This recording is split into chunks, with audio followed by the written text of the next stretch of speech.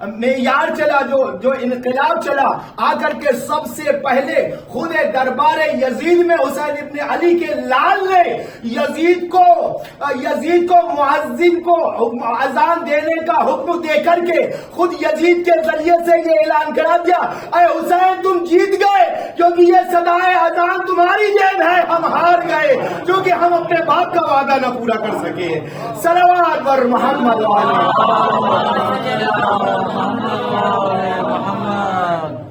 یہ حسین ابن علی کا احسان ہے اسلام کی گردن پر کہ اگر آج صدائے اللہ اکبر بلند ہو رہی ہے، اگر آج اشہد ان محمد رسول اللہ کی آواز بلند ہو رہی ہے تو اسی انقلاب کربلا کی دین ہے، اسی انقلاب کی دین ہے کہ جو حسین ابن علی نے انجام دیا ہے۔ اگر آج حج بجا انجام پایا جا رہا ہے، اگر منی میں قربانی دی جا رہی ہے، اگر ہاجرہ کی سنت کو زندہ رکھا جا رہا ہے تو یہ بھی ابن علی کی دین ہے کہ جس کی وجہ سے یہ ارکان حج زندہ ہے۔ تو اب مجھے کہنے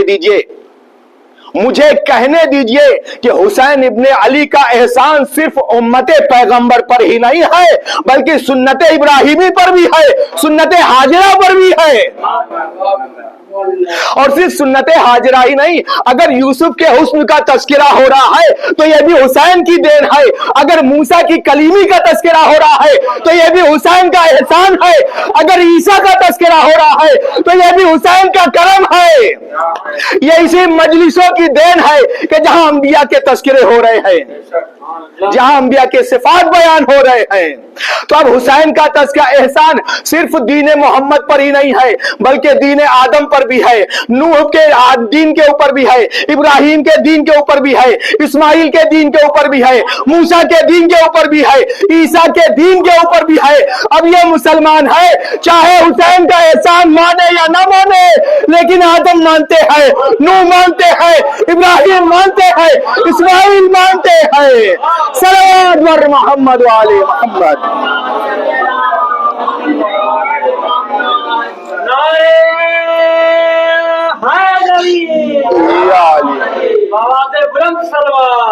اللہم صلی علی محمد وآل محمد۔ امتیں مانتی ہیں، پیغمبر مانتے ہیں، اب یہ اپنی اپنی قسمت ہے کہ کون مانتا ہے کون نہیں مانتا ہے۔ قرآن مجید کا جملہ ہے نا کہ من کانا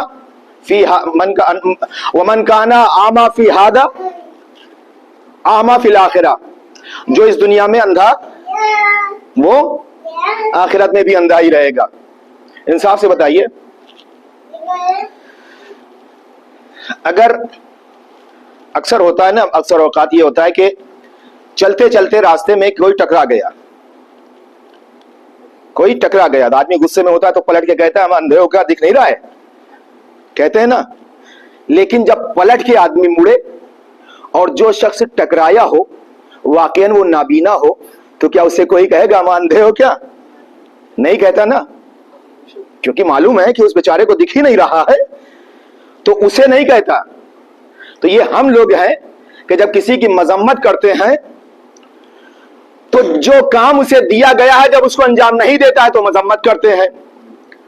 قرآن مجید نے بھی مذمت کی ہے تو اس کی مذمت بھی حقیقت پر مبنی ہے کہ جو یہاں اندھا ہے وہاں بھی اندھا ہی رہے گا۔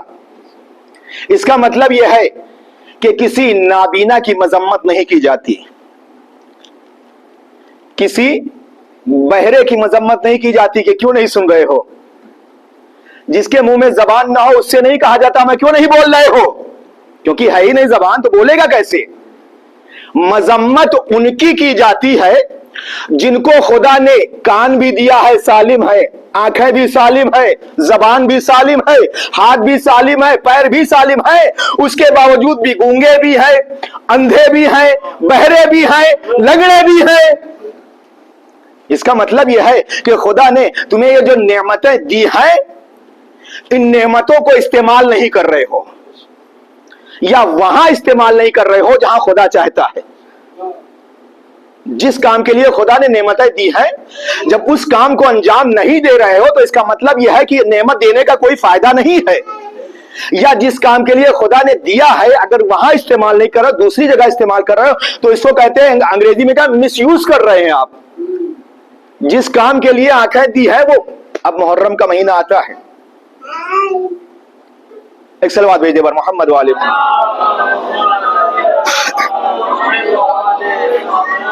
اللہ نے بڑے ہی حسین انداز میں اپنے پیغمبر کے ذریعے سے امت کو دکھا دیا, کہلوا دیا, امت کو سنوا دیا, دکھوا بھی دیا کہ رسول اللہ صلی اللہ علیہ وآلہ وسلم اللہم صلی علی محمد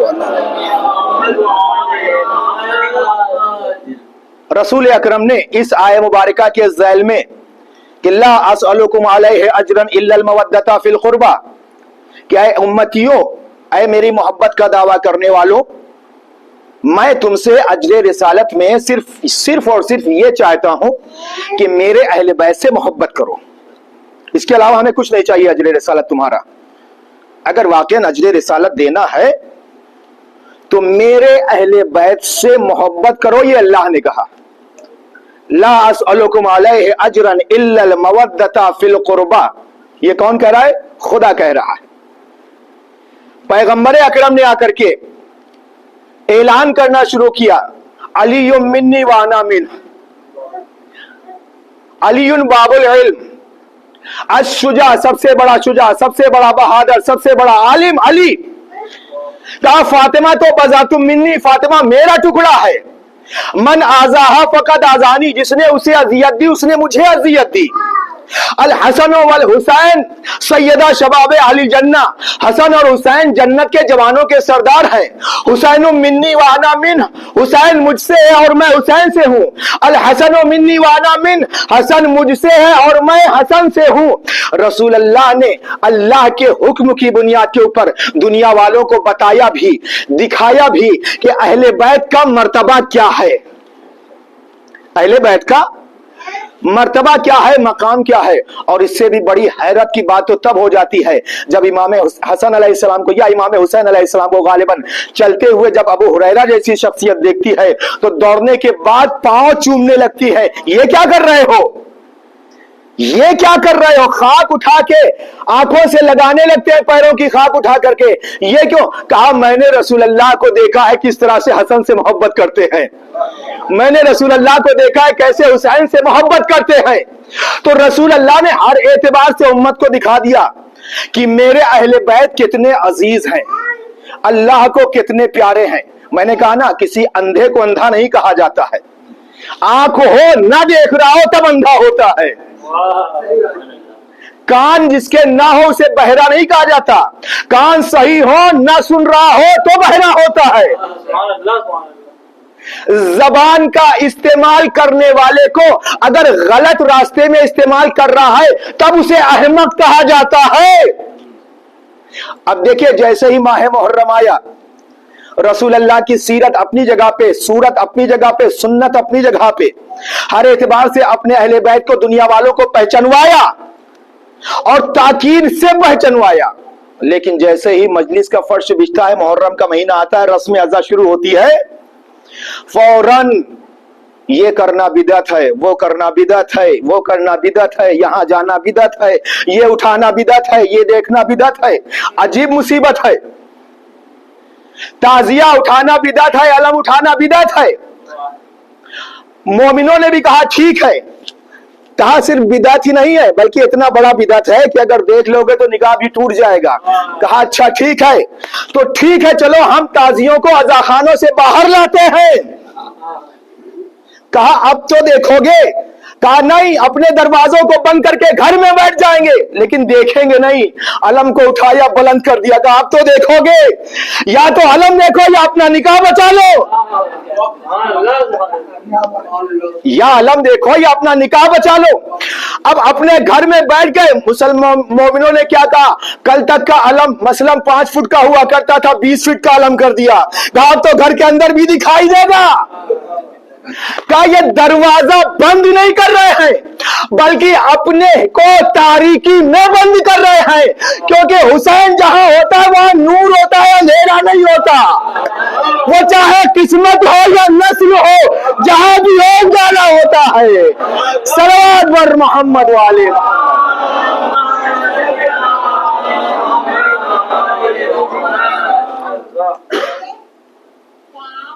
تو جیسے ہی آیا اب شروع ہو گیا، علم دیکھنا بدعت ہے، تبرک کھانا بدعت ہے، مجلس میں جانا بدعت ہے۔ دیکھیے آپ لوگوں سے میرے خیال سے جو اچھے خاصے لوگوں نے شتر مرغ دیکھا ہوگا، اور ہو سکتا ہے ہمارے چھوٹے بھائیوں نے یا جوان بھائیوں نے نہ دیکھا ہو۔ شتر مرغ دیکھا ہے نا؟ ایک صلوات بھیج دو محمد والا۔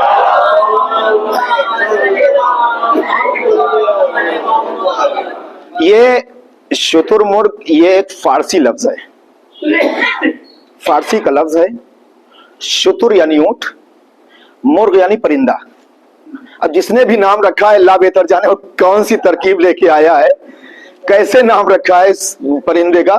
شتر مرغ دو الگ الگ چیزیں، 180 ڈگری الگ الگ، کہیں کوئی سے ایک دوسرے سے رابطہ ہی نہیں ہے۔ شتر اور مرغ، شتر یعنی اونٹ، مرغ یعنی پرندہ۔ اور فارسی میں کہاوت ہے، اسی شتر مرغ کی کہاوت دی جاتی ہے، یہ خاص طور سے کام چور جو کاہل لوگ ہوتے ہیں ان کے لیے استعمال ہوتی ہے کہ پہنچے، کہاوت ہے یہ دیکھیے، شتر مرغ کے پاس، اس سے کہا تمہارے نام میں شتر ہے؟ شتر یعنی اونٹ، اونٹ کا کام ہوتا ہے یا سواری ڈھوئے سامان ڈھوئے۔ جیسے اسے کہا تمہارا شتر ہے تو سامان ڈھو، تو اس نے کہا اندھے ہو دکھ نہیں رہے، ہمارے نام میں مرغ بھی تو لگا ہے، مرغ بھی تو لگا ہے۔ اچھا پھر پہنچے کچھ لوگ، کہا تمہارے نام میں مرغ ہے، مرغ یعنی پرندہ، چلو اڑو۔ اس نے کہا شتر بھی تو لگا ہے، وہ نہیں دکھ رہا ہے، شتر بھی تو لگا ہے، وہ نہیں دکھ رہا ہے۔ تو یہ ایک کہاوت ہو گئی، ضرب المثل ہو گئی کامچوروں کے لیے، کہ جب ان سے کام کرنے کے لیے کہا جاتا ہے تو کبھی یہ بہانہ، کبھی وہ بہانہ، کبھی وہ بہانہ۔ کاہلی کا ایک مزاج بن گیا کہ، اور ایک کہاوت بن گئی کہ جب کسی سے کہا جائے کہ یہ بہانہ لانا ہوتا ہے تو وہ شتر مرغ کی طرح سے ہو جاتا ہے کہ اسے کام نہیں کرنا ہے۔ جب کام نہیں کرنا ہے تو ہر طرح کے بہانے لائے گا، کبھی یہ کہے گا، کبھی یہ کہے گا۔ رسول اللہ کی امت کے کچھ کام چوروں کا حال بھی جو ہے شتر مرغ کے جیسا ہی ہے۔ امت پیغمبر کے کچھ نام چور، انہوں نے بھی اپنے کو شتر مرغ سے پیش کی کے ذریعے سے پیش کیا کہ جب ہم نے ہاتھ کو اٹھا کر کے کہا یا علی مدد، کہنے لگے یہ مر گئے ہیں، مردوں سے مدد نہیں لی جاتی۔ اور جب ہم نے سینے پہ ہاتھ مار کے کہا ہائے حسین، کہنے لگے یہ تو زندہ ہے، زندوں پہ ماتم نہیں کیا جاتا۔ ہم نے بھی کہا یہ ماتم، یا ہم نے بھی کہا یہ ماتم ان پہ نہیں ہے، ماتم تمہارے نسلوں کے اوپر ہے۔ کیوں؟ اس لیے کہ ساتھ ہمارے سینوں پہ پڑتا ہے، درد تمہارا بتلا رہا ہے، یہ برداشت نہیں ہے۔ صلوات بر محمد والے محمد۔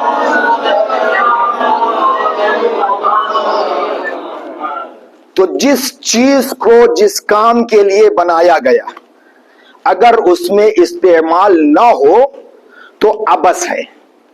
اللہ نے آنکھیں بنائی ہیں، زبان دیا ہے، کان دیے ہیں، ہاتھ دیے ہیں، سب کے استعمال کا ذریعہ بتا دیا کہ کس کو کہاں کیسے استعمال کرنا ہے۔ اس سے ہٹ کے اگر استعمال ہوگا تو اس کا مطلب یہ ہے جس ہدف سے خدا نے بنایا ہے یہ اس ہدف میں استعمال نہیں ہو رہا ہے۔ اور جب ہدف میں استعمال نہیں ہوگا تو ظاہر سی بات ہے نہ اس کی جزا تو دور کی بات ہے بلکہ سزا کے بھی مستحق ہو سکتے۔ ایک صلوات کا سہارا دے بر محمد والی۔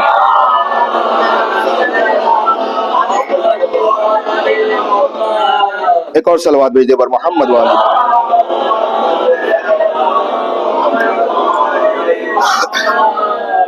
تو اللہ نے امام کو کس لیے بنایا؟ کہا امت کی اصلاح کے لیے۔ رسول اللہ کے بعد उम्मत पैगंबर को आगे बढ़ाने के लिए ये जिम्मा सौंपा इमाम के नाम, इमाम के काम। अब इमाम की जिम्मेदारी है कि वो क्या करे, रसूलुल्लाह के दीन को जैसे रसूलुल्लाह चलाते थे वैसे ही चलाए। यही जिम्मेदारी है ना उनके ऊपर कि जिस तरह से, इसीलिए मासूमीन अलैहिस्सलाम ने अपने चाहने वालों को किसी भी तरह से जैसे भी मुमकिन हो इस्लाम के सारे पैगामात वहां तक पहुंचा दिए। अब ये अलग बात है कि हम कितने पैगामात पर अमल कर रहे हैं और कितने पर नहीं कर रहे हैं, ये उनकी कमी नहीं है बल्कि ये हमारी कोताही है, ये हमारी कोताही है और हम अपनी कोताहियों के जिम्मेदार हैं। अगर कल को सवाल होता है, अक्सर लोग जब कहिए कोई किसी काम के लिए तो अक्सर जो है, अब तो खैर ये कम हो गया निस्बतन, लेकिन पहले ये था कि लोग हमेशा दूसरों का हवाला देते थे, ये काम क्यों कर रहे हो, फलाने भी तो कर रहे हैं, उनको क्यों नहीं टोकते। फलाने कर रहे हैं, फलाने खुद के जिम्मेदार हैं, आप फलाने के जिम्मेदार नहीं हैं। ना तो आपको फलाने की कब्र में सोना है, ना फलाने को आपकी कब्र में सोना है। हर इंसान खुद अपने का मालिक है, अपने का जिम्मेदार है। लिहाजा जो चीज इंसान के जिम्मे की गई है उसका जिम्मेदार इंसान खुद है। दोपहर की मजलिस में जुमला कहा था, फिर उसी को दोहराता हूं कि खुदावंद आलम ने शैतान को हर जमाने में इसीलिए रखा है ताकि मोमिनों का ईमान निखरता रहे, मोमिनों का ईमान हर दौर में निखरता रहे। और इस निखार की जिम्मेदारी इमाम मासूम के ऊपर है कि वो किस तरीके से निखारेगा। हर चीज को हर जगह नहीं परखा जाता, ना हर चीज को हर जगह पर अंजाम दिया जाता है। इंशाअल्लाह कल की मजलिस में, शाम की या सुबह की मजलिस में इस चीज के ऊपर गुफ्तगू होगी कि हर काम को बरमहल अंजाम देना कितना अहम होता है। हर काम को उसके वक्त पर अंजाम देना कितना अहम होता है। एक मिसाल दे दूं, आगे बढ़ जाता हूं। आप नमाज पढ़ते हैं, सुबह की 2 रकात नमाज रखी गई, सुबह में रखी गई, सुबह में रखी गई। आप जोहर में 2 के बजाय 10 रकात नमाज भी पढ़ लें सुबह की नियत से तो कोई मतलब नहीं है। इस 2 रकात नमाज को खुदा सुबह ही चाहता है, दोपहर में नहीं चाहता। इसीलिए हर काम को उसके महल पर अंजाम देने। इमाम जाफर सादिक अलैहिस्सलाम फरमाते हैं,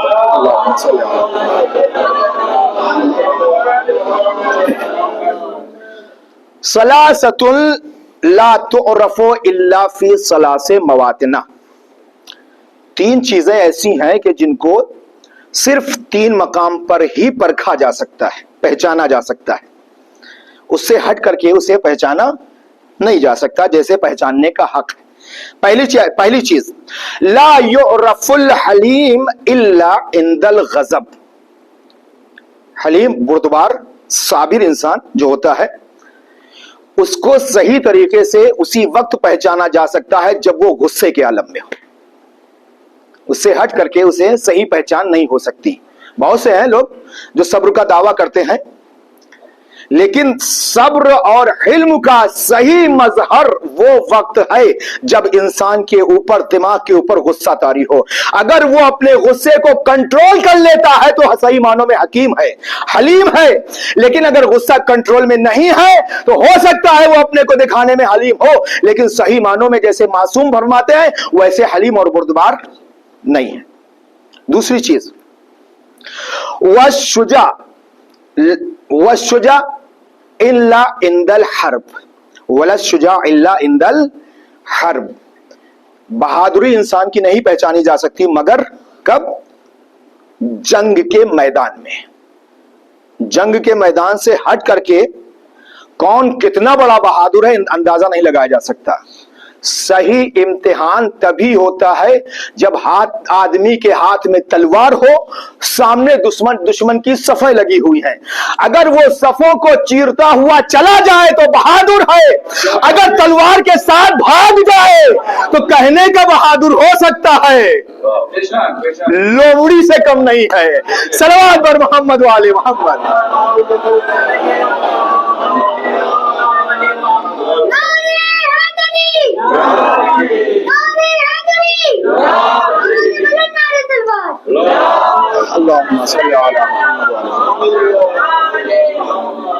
बहादुर कौन है?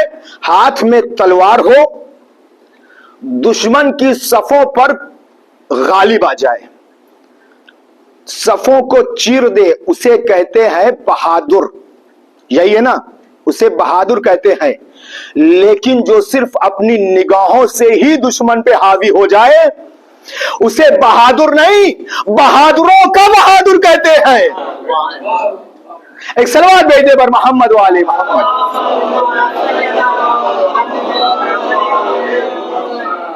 और तीसरी चीज इमाम ने फरमाया कि कब सही तरीके से पहचानी जा सकती है, वल अख इंदल हाजा, वलल अख इंदल हाजा, दोस्त, भाई, रिश्तेदार जो भी कह ले, वो सही पहचान में नहीं आता, मगर उस वक्त उसकी सही पहचान होती है जब इंसान को उसकी जरूरत हो और वो जरूरत में अपना चेहरा दिखाता है कि तुम्हारा भाई है या नहीं है। जब तक आपको जरूरत नहीं है, बहुत से लोग हैं कहते हैं ना कि जब इंसान की जेब भरी होती है तो अतराफ में हाला जो है लोगों का बहुत होता है, लेकिन सही में उसका दोस्त कौन है, कहा ये उस वक्त पता चलेगा जब जेब खाली हो, उस वक्त सही पता चलता है कि कौन किसका है। हुसैन इब्ने अली ने भी अपने साथियों में से दुनिया वालों को दिखा दिया, दुनिया वालों के साथी बहुत हैं, हमारे नाना के साथी हमसे भी ज्यादा थे, बाबा के साथी हमसे भी ज्यादा थे, लेकिन सही मानों में जो साथी और मददगार जो असहाब हैं, अगर देखना हो तो आओ देखो, ये असहाब हैं, ये हैं असहाब कि जो सही माना में है, जो सही तरीके से साथ देते हैं और जिन्हें सही तरीके से भाई कहा जा सकता है। अरबाब अज़ा, जो पहचान हुसैन इब्ने अली ने करवाई है, काफिला रवादवा है, कूफे की जानिब जाने का इरादा है, लेकिन अरबाब अज़ा कूफे से नजदीक पहुंचते ही सामने से स्याही दिखाई दी, सामने से स्याही दिखाई दी। इमाम ने जनाब अली अकबर और जनाब अब्बास से कहा, बेटा सामने कुछ नजर आ रहा है, भैया जाओ देखो सामने कुछ नजर आ रहा है, जाओ देखो ये कौन है, क्या है, आदमी है, कुछ और है। आगे बढ़े मौला, और थोड़ी देर के बाद आने के बाद खबर देते हैं, मौला एक लश्कर है जो चला आ रहा है, एक लश्कर है जो हमारी तरफ चला आ रहा है। अरबाब अज़ा, इमाम ने इंतजार किया, देखें कौन है, किसका लश्कर है। अज़ादारो, ज़हरा का लाल इंतजार कर रहा है कि ये आने वाले कौन है। जब नजदीक आए तो इमाम ने क्या देखा, हुर इब्ने ज़ियाद रियाही, इब्ने साद का कमांडर, इब्ने ज़ियाद का कमांडर बनके 1000 जवानों के साथ इमाम का रास्ता रोकने के लिए आया है। अरबाब अज़ा, लेकिन ज़हरा के लाल ने देखा कि हुर तो हुर, जानवरों की भी जबानें निकली हुई हैं, इतने प्यासे हैं कि सिपाही तो दूर, जानवरों की भी जबानें लटक गई हैं, इतनी प्यास का आलम है। इमाम ने जनाब अब्बास को हुक्म दिया, भैया अब्बास, इनसे गुफ्तगू बाद में होगी कि इनका इरादा क्या है, क्या करना चाहते हैं। ऐ मेरे लाल अली अकबर, जाओ आगे जाओ, जाकर के देख रहे हो इनके सिपाही किस तरीके से जां बलब है, इनकी प्यास बुझा दो। अरबाब अज़ा, किसी ने कहा, मौला सफर बड़ा तवील है, न जाने कहां तक हो, हमारे पास खुद पानी महदूद है, अगर हमने इन्हें दे दिया तो हमारे बच्चे क्या करेंगे। ज़हरा के लाल ने कहा, नहीं, हमारे यहाँ रवाज ये है, पहले दूसरों को दिया जाता है, खुद बाद में पिया जाता है, पहले इनकी प्यास बुझाओ, अल्लाह करीम है वो इंतजाम कर देगा कि हमारे प्यासे कैसे सैराब हो गए। हाँ आजादारो, हाँ आजादारो, हुसैन इब्ने अली ने हुक्म दिया, अली अकबर ने, जनाब अब्बास ने और दूसरे सिपाहियों ने मशकीज़े खोल दिए। आजादारो, एक 1000 सिपाहियों में से एक एक सिपाही को चुन चुन के सैराब किया, पकड़ पकड़ के एक एक सिपाही को साक़िए कौसर के लाल ने सैराब कर दिया। और उसके बाद कहा, ऐ भैया अब्बास, इनके जानवर भी हलाकत के नजदीक हैं, इन्हें भी पानी पिला दो। अरबाब अज़ा, ज़हरा का लाल कितना करीम है, एक ऐसे मैदान में कि जहां खुद के लिए नहीं मालूम कि पानी मिलेगा या नहीं मिलेगा, वहां दुश्मन का लश्कर सैराब कर रहा है। कहा ये साक़ी कौसर के लाल का करम है कि जो दूस नहीं देखता कि प्यासा अपना है या गैर है। हाँ आजादारो, हुसैन इब्न अली ने हुर के लश्कर को सैराब किया। सैराब करने के बाद गुफ्तगू हुई। एक मर्तबा हुर आगे आया और आने के बाद हुर को बुलाया। बुलाने के बाद कहा क्या इरादा है, किस लिए आए हुए हो? हुर ने कहा है हुसैन इब्न जियाद का हुक्म है कि आपको कूफे की तरफ नहीं जाने देना है। अरबाब अज़ा सोचिए ज़हरा के लाल के ऊपर पहली मुसीबत यहीं से शुरू हो गई। ऐ हुसैन अब कूफे की तरफ नहीं जाने देंगे आपको। हुसैन ने कहा ठीक है हम अपना रास्ता बदल देंगे। कहा नहीं अब तुम रास्ता नहीं चलोगे, अब मुझे ले जाना है। अरबाब अज़ा कहां ले जाना है ये मैं तय करूंगा। हाँ आजादारो, उसके बाद हुर का लश्कर घेर करके इमाम को लेके चला। लाने के बाद फुरात के किनारे हाँ आजादारो चारों तरफ से घेर रखा है। वादिये करबला में हुसैन इब्न अली 2 मुहर्रम को वारिद हुए। लेकिन आजादारो अजीब माहौल है वादिये करबला का। इमाम ने जैसे ही तारीख के जुमले हैं कि जैसे ही इस वादी में इमाम का लश्कर दाखिल हुआ कि एक मर्तबा घोड़े के कदम जम गए। लाखों कोशिशों के बाद भी घोड़े ने कदम नहीं उठाया। घोड़े तब्दील किए लेकिन घोड़े ने कदम नहीं उठाया। एक मर्तबा इमाम समझ गए कि माजरा कुछ और ही है। अतराफ की बस्ती वालों को बुलाया। बुलाने के बाद पूछा इस जमीन का क्या नाम है? अरबाब अज़ा इस जमीन का क्या नाम है? किसी ने कहा इसे शातिए फुरात कहते हैं। अरबाब अज़ा उन्हीं में से किसी ने कहा इसे करबला कहते हैं। हाँ इसे करबला कहते हैं। ज़हरा के लाल के कानों से जैसे ही करबला की आवाज आई एक मर्तबा हुक्म दिया काफिला यहीं पे रोक दिया जाए। हाँ आजादारों महमिलें उतारी गई, काफिला रोका गया और उसके बाद इनका क़याम लगाने का इंतजाम हुआ। इसी असना में एक मर्तबा सानिया ज़हरा ने मौला को बुलाया, अपने नजदीक बुलाया और बुला करके कहती है अरे भैया जब से हम इस वादी में आए हैं भैया मुझे चैन नहीं है। अरे मेरे माजाए हुसैन अगर मुमकिन हो तो इस वादी से हट करके इस सरजमीन से हट करके कहीं और कयाम कर लो। इमाम ने कहा है बहन ज़ैनब अब यहीं पर हमारी आखिरी कयाम गाह है। ज़ैनब यहीं पर तुम्हारे औनो मोहम्मद तुमसे जुदा हो जाएंगे, हमारा अली अकबर हमसे जुदा हो जाएगा, हमारा असगर हमसे जुदा हो जाएगा। ऐ मेरी माजाई ज़ैनब यहीं पर भैया अब्बास भी जुदा हो जाएगा। ज़ैनब और तो और यही वो मकाम है जहां हम में और तुम में जुदाई होगी। ऐ मेरी बहन ज़ैनब यही तेरे सर से चादर छीनी जाएगी, ज़ैनब यही से तू असीर बन के जाएगी। अजरुकुम अल्लाह।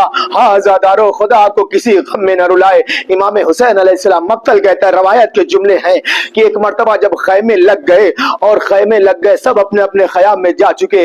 एक मर्तबा इमाम ने कबीला बनी असद के लोगों को बुलाया और बुलाने के बाद इमाम ने कहा देखो पहले जमीन ली और लेने के बाद उसे फिर उन्हें हदिया कर दिया। वापस करके ये कह करके वापस किया कि देखो यहाँ पर हम कुछ दिन के मेहमान है उसके बाद हमें शहीद कर दिया जाएगा। अपनी शहादत की खबर दी ज़हरा के लाल ने और उसके बाद वसीयतें की ऐ बनी असद वालों देखो ये जमीन तुम्हारी है, मैंने तुमको हिबा कर दी, लेकिन ये याद रहे यहाँ पर जब भी मेरा ज़ाहिर कोई मेरी ज़ियारत के लिए आए तो अगर तुम उसे देखना तो उसे मेरी कब्र का निशान जरूर बता देना। कहीं ऐसा ना हो ज़ाहिर दूर दराज से आए और मेरी कब्र देखे बगैर चला जाए, मेरी जियारत किए बगैर चला जाए। हाँ अजरुकुम अल्लाह अरबाब अज़ा। उसके बाद इमाम दूसरी वसीयत करते हैं, कहते हैं ऐ बनी असद वालों देखो जालिम हमें कत्ल करेंगे, हमारे सर लेके चले जाएंगे, हमारे लाशों को यही दफन कर देंगे। ऐ बनी असद भाई लाशों को यही बेगोरो कफन छोड़ देंगे। ऐ बनी असद वालों देखो जब दुश्मन का लश्कर यहाँ से चला जाए वादी करबला से तो तुम आना और हमारी लाशों لاشوں کو دفن کر دینا. ہاں ارباب ازا. اس کے بعد زہرا کا لال بنی اسد کی عورتوں سے مخاطب ہوا. ارباب ازا حسین کی مظلومیت. ایک مرتبہ عورتوں سے کہا اے بنی اسد کی عورتوں دیکھو, اگر تمہارے مرد ظالموں کے خوف سے ہمیں دفن کرنے نہ آئے تو تم فرات پہ پانی بھرنے کے بہانے آ جانا, ہمارے لاشوں کو دفن کرنا. اس کے بعد زہرا کا لال چھوٹے چھوٹے بچوں سے مخاطب ہوا اے بنی اسد کے بچوں دیکھو, اگر تمہارے ماں باپ ظالموں کے خوف سے ہمیں دفن کرنے نہ آئے, اے بچوں تم کھیلتے کھیلتے وادی کربلا میں آ جانا, ہماری لاشوں پر 2 مٹھی خاک ڈال دینا. الا لعنت اللہ علی القوم الظالمین وسيعلم الذین ظلموا أي منقلب ينقلبون. انا للہ وانا الیہ راجعون رضا بقضائہ وتسلیما لامرہ. اللهم لعن اول ظالم ظلم حق محمد وآل محمد وآخر تابع له على ذلك. اللهم لعن العصابة التي جاعدت الحسين وشايعت وبايعت وتابعت على قتله. اللهم لعنهم جميعا. ما تم